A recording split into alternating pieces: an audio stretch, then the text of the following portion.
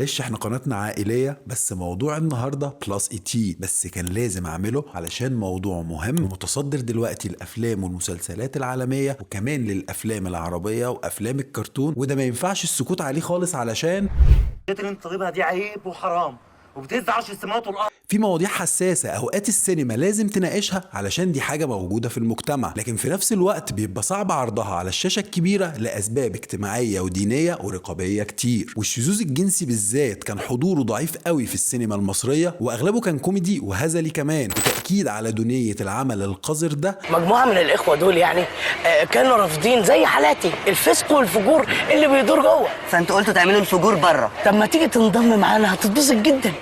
انت اتبسطت جدا. قدم ادوار الشذوذ في السينما مخرجين كبار قوي، وقدم الادوار دي ممثلين مهمين، وفي ممثلين تانيين خافوا يقدموا الادوار الشائكه دي احسن التهمه تتلزق فيهم، ده غير اللي قدمها زمان وبيتكسف منها دلوقتي. هنعرف مع بعض في الدقايق القليله الجايه دي ازاي اتناولت السينما المصريه الشذوذ الجنسي، علشان نعرف هنقف ازاي قدام الحملات الشرسه دي من اكبر شركات الانتاج تصدر الشذوذ في الاعمال الفنيه كلها، سينما ومسلسلات وكرتون الاطفال كمان. بس قبل ما نبدا حلقتنا استأذنك تشترك في القناة، ولو عجبك الفيديو ما تنساش اللايك والشير والاشتراك في القناة علشان ده بيساعدنا في انتشار الفيديو والقناة. ويلا بينا نبدأ حلقتنا.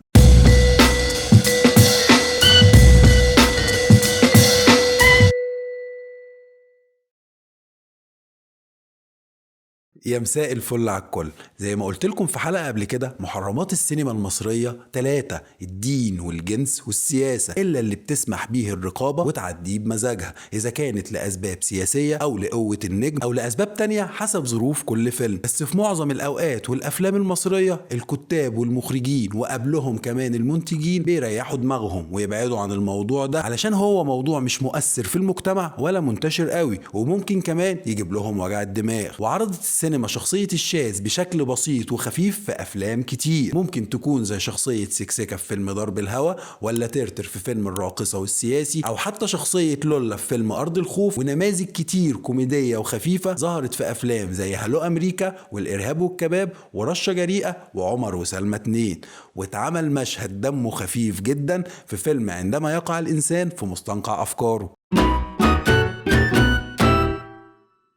لكن في افلام تانية اخدت الموضوع في منحنى جدي شوية، وكان موضوع الفيلم من اوله لاخره عن الشذوذ، او حبكة مؤثرة ومهمة في الفيلم موضوعها الشذوذ الجنسي، ودي اتقدمت في 3-4 افلام بالكتير. والافلام دي في بينهم عامل مشترك مهم وهو الدراما. تقريبا في الاربع افلام اللي هنتكلم عنها البطل هو المجني عليه، وده شفناه في فيلم حمام الملاطيلي، كان رؤوف اللي بيقوم بدوره الفنان يوسف شعبان شاذ وبيصطاد عشاقه من حمام الملاطيلي، واعترفت الشخصية الشاذة في الفيلم انها معقده نفسيا، وان امها هي السبب، وان في علاج بياخده وبيتابع مع دكاتره نفسيين. يعني الشخصيه دي مش سويه وعندها مشاكل اسريه من الاول، يعني في سبب وفي نتيجه. هي اللي عملت فيا كده، فضلت تدلعني لحد ما ضيعت. تعبت من العلاج. بابا لما عرف هرب هاجر، ما استحملش يشوفني كده. الدكتور النفساني قال لها مفيش فايده، لازم نقبل بالامر الواقع. لما اتاكدت هي كمان ان مفيش فايده هربت، هجرت وسابتنا نضيع بعيد عنها. وفي فيلم عمارة يعقوبيان اعترفت الشخصية الشاذة في مشهد عظيم من تمثيل الفنان خالد الصاوي على لسان الشخصية ان السبب الرئيسي ان هو وصل لكده كان اهمال اهله، برضه زي فيلم حمام الملاطيلي. ست ان الخدامين لعبوا معايا. ازاي زعلان ليه؟ بتبص كده ليه؟ نفس. وفي فيلم قطة من نار بطولة نور الشريف، لما عرف الشاب الشاذ ان علاقته اتفضحت انتحر على طول، وما قدرش يعيش بالوصمة دي ولا يوصم صاحبه بيها. وده الدراما بتوضح لنا ان الموضوع فيه وصمة عار، وان الموضوع ده مش صح والفعل ده غلط.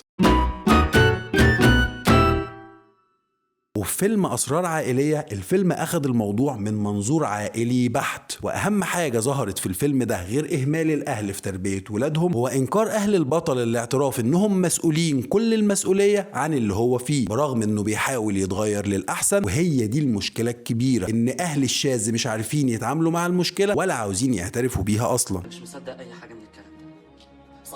صح مش مصدق ومش مقتنع بكلامك، وحتى لو كلامك حقيقي مش هيكون مصدق.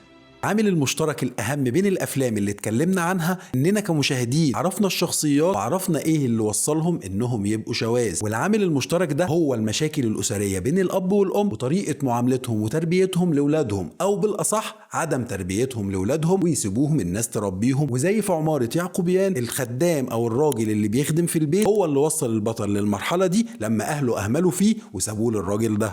ستين الخدامين اللي قعدوا معايا ازاي زعلان ليه؟ بتبص كده ليه؟ وكان في مشهد حلو في فيلم ديل السمكه شاذ بيحاول يوضح انه مش راضي عن حاله لكنه مش عارف يعمل ايه. ده برضه بيبين دراميا ان الشواذ شواذ فعلا عن الطبيعي وان مكانهم مش صح. يعني الحكايه دي ملهاش اي قبول عند اي حد ولا عندي انا كمان.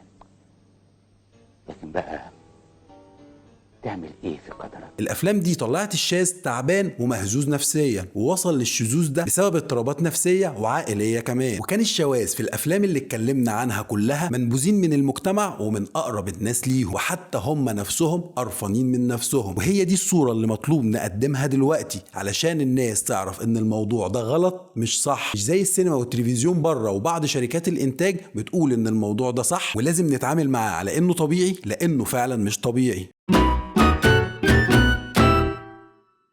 وما قدمتش السينما المصرية الشذوذ بين الرجالة بس، قدمت كمان شذوذ الستات في أكتر من عمل. أولهم فيلم الطريق المسدود بطولة فاتن حمامة لما كانت مدرسة في مدرسة داخلية وكان عندها مدرسة شاذة بتحاول تعمل معاها علاقة. احنا بنتكلم عن الجمال المحسوس الملموس، والحقيقة بقى أقول لكم إنها كلها كده على بعضها جميلة. وفي فيلم حين ميسرة لما غادة عبد الرازق حاولت تتحرش بشخصية سمية الخشاب في الفيلم، واللي قالت لها في المشهد ده الجملة الشهيرة اللي كلنا عارفينها: هو في ايه؟ هو انتوا ما عندكوش غير جسم اللي تطمعوا فيه رجاله ونسوان؟ وهو انت حيلتك حاجه تانية يطمع فيها عين امك؟ وظهر الشذوذ بين الستات في افلام تانية زي العلاقه بين البنتين في فيلم رسائل البحر، وفي فيلم الصعود الى الهوية، وفي فيلم تاني درجه تانية فيلم بدون رقابه. تيجي تعيش معايا؟ يا ريت، ده انا نفسي اطفش من البيت النهارده قبل بكره. ليه؟ اهلك خانقينك؟ ما تفكرنيش بقى.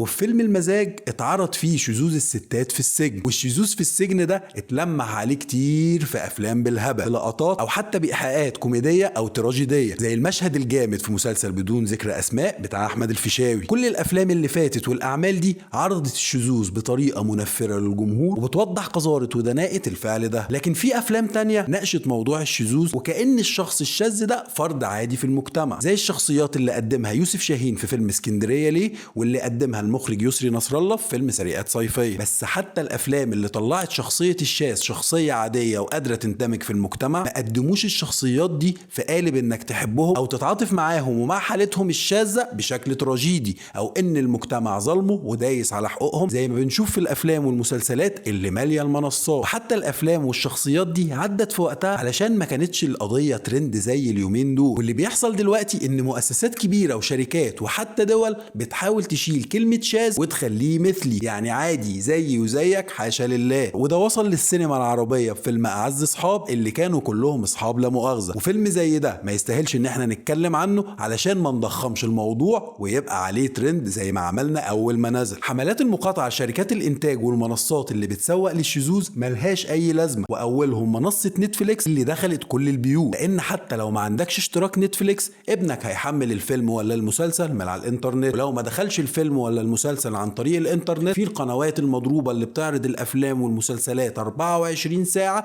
على الريسيفر العادي، او هتشوف الفيلم على القهوه او هيشتغل لك وانت مسافر في الباص، المهم هتتعاطر بيه في اي حته. فما تقوليش الحل ان احنا نقاطع الشركات دي او المنصات دي، لا، الحل اننا ننتج اعمال فنيه مضاده للافكار دي مش للشركات دي. يعني ما تقلدهمش في الصوره وضخامه الانتاج والممثلين والازياء وتقول واو انا بعمل افلام زي هوليوود ولا نتفليكس وابل. لا يا حبيبي، روح اعمل افكار احسن من دول، وقف قدام فكرهم الشاذ بادوات السينما والتلفزيون، بس بافكارك انت وافكار مجتمعك ومعتقداته الدينيه. بس خلاص كفايه عليهم كده. بس قبل ما نقفل حلقتنا استاذنك تشترك في القناه، ولو عجبك الفيديو ما تنساش اللايك والشير والاشتراك في القناه، واشوفكم في حلقه جديده في السينما.